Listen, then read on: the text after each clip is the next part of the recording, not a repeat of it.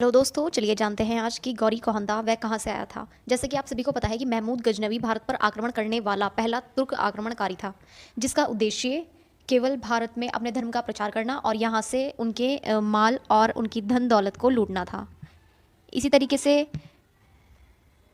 महमूद गजनवी ने भारत पर 1001 से 1027 तक 1001 से 1027 तक 17 बार आक्रमण किया और उसने 1025 में सोमनाथ के मंदिर को लूटा और वहाँ से उसे बहुत ज़्यादा धन दौलत मिली।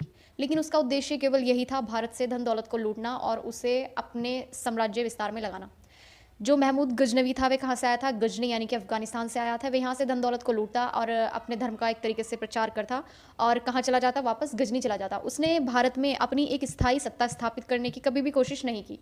लेकिन दूसरा आक्रमणकारी मोहम्मद गौरी जब भारत आता है, भारत पर आक्रमण करता है, तो उसका उद्देश्य यही था कि वह भारत में अपनी सत्ता को स्थापित करना चाहता था। तो चलिए जानते हैं कि आखिरकार गौरी कौन था जिसके साथ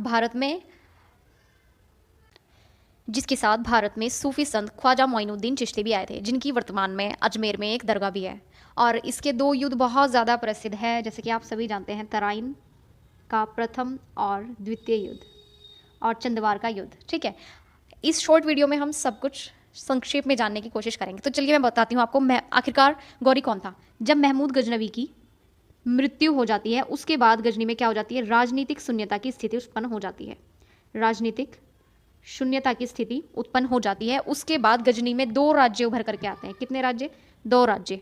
एक तो पश्चिम एशिया में ख्वारिज्म का राज्य और आपका मध्य एशिया में गौर या फिर गौर राज्य।